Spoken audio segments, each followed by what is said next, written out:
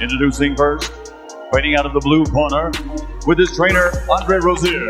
He's wearing black with red and green, officially weighing in at 160 pounds. His professional record, an excellent one.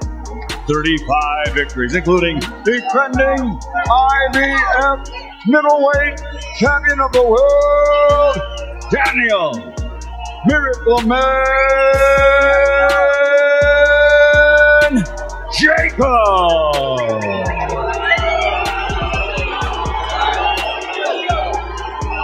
And across the ring, fighting red corner with his trainers, Chepo and Eddie Reynoso, wearing white with gold, officially weighing in at 159.5 pounds.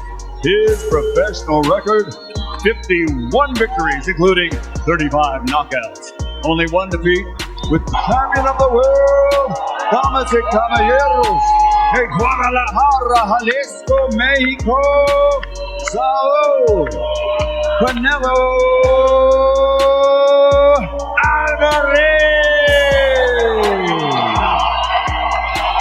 All times above all, protect yourself at all times. Escucha, man. Cuídate. Listo. Ready? Let's go. Tony Weeks, with 25 years of refereeing experience, is overseeing tonight's bout. From the opening bell, it's clear this is serious business. Serious enough that Canelo mentioned he planned to have every detail checked out.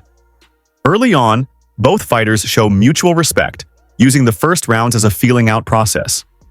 Canelo tries to double up on the jab, keeping control of the center of the ring, which is exactly where he wants to dictate the fight. That positioning will pay dividends if Daniel Jacobs can't adjust.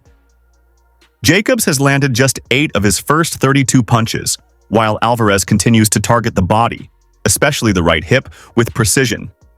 A sharp, stabbing jab lands cleanly to Jacobs' body, scoring well. Both men attempt body counters, but Canelo has the edge in timing. Suddenly, fireworks. Canelo connects with a hard right hand, then follows up with another. Jacobs answers with a crisp combination of his own, showing his danger even in close quarters. The exchanges resemble a high-level chess match, each punch carrying risk and reward. Canelo snaps Jacobs' head back with a stiff jab, then sneaks in a wicked uppercut. Sergio Mora points out that Alvarez's tactics are smart, especially considering his experience against southpaws. Canelo lands another solid body shot, driving Jacobs backward, before unleashing a clean hook and right hand upstairs. Jacobs responds with a sharp flurry, showcasing his explosiveness. The action is heating up, and both men are proving why they belong at the very top of the sport. From the opening rounds, you can see how bodywork becomes a major theme. Canelo digs in with sharp hooks downstairs, forcing Jacobs to think twice about standing his ground. Tonight's judges are the same experienced officials who've scored their previous encounters, making every clean blow even more crucial. Canelo continues to vary his attack, jabbing to the head, then changing levels and ripping shots to the hip and midsection. His right hand finds the mark cleanly, showcasing the same power jabs he used so effectively against Golovkin. Jacobs, meanwhile, struggles to put together consistent combinations. He slips some shots beautifully, but he can't string enough offense together to slow Alvarez's forward pressure. That's the hard part. Canelo's subtle footwork keeps him inching closer, cutting the distance and controlling the rhythm. Canelo mixes his attacks. A heavy jab to the body, followed by a quick hook upstairs, then another thudding shot near the liver. Some of them look borderline low, but the message is clear. This is Canelo's fight, fought on his terms. Jacobs is landing in spots, but not enough to gain momentum. The defensive skills are there, but the output simply isn't. Meanwhile, Alvarez continues to command center ring with precision, patience, and punishing body shots that are slowly breaking his opponent down. Golovkin taught us that the middle rounds can define a fight, and Canelo seems intent on proving that point again. After finishing his combinations, Alvarez goes right back to the jab, turning Jacobs and forcing him to reset. Jacobs knows he has to change the equation, but so far he's falling into Canelo's rhythm. A hook finally touches Alvarez, signaling Jacobs' corner's urgency. We have to initiate, we cannot wait. Yet Jacobs' stance doesn't look as natural, even though his power is still there. The challenge with switching angles is that defense tends to suffer.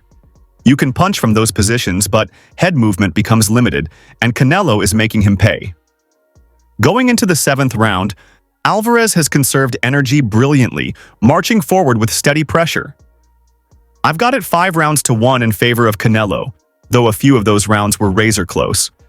Both fighters are now standing toe-to-toe. Jacobs tries to dig to the body, but it's Canelo who stalks, cutting the ring and driving him toward the corner. Alvarez rips to the body, follows with a hook upstairs, and continues pressing with disciplined footwork step, fire. His corner urges him to keep targeting the shoulder and maintain pressure, and he looks fantastic doing it. Jacobs, meanwhile, needs combinations and a consistent jab to hold ground. But so far, Alvarez's control and sharp power shots are dictating the pace of the fight. Right now, Canelo Alvarez looks as confident as ever. His head movement is perhaps the most impressive aspect of his performance, slipping, rolling, and making Jacobs miss while answering with sharp counters. Defensively and offensively, he looks superb. In Jacobs' corner, trainer Andre Rozier urged him to refocus and stay disciplined behind the jab. Jacobs comes forward, throwing to the body and mixing in combinations, but Canelo answers immediately. A hook snaps Jacobs' head back, reminding him of the danger he faces on the inside. Alvarez follows with a clean straight right, then digs to the body with thudding precision. Jacobs fires back, going on the offensive and pressing Canelo against the ropesious best stretch of the fight so far. He targets both body and head, landing shots that don't simply deflect off the gloves, but break through.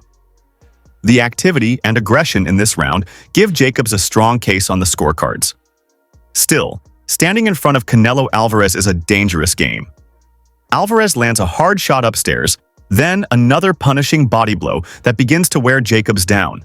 It's a reminder of Canelo's experience at the highest level dating back to his early days on the Mayweather-Mosley undercard nearly a decade ago. Jacobs does land a big shot late in the round, but Canelo refuses to show any sign of being hurt. He absorbs, adjusts, and counters with poise.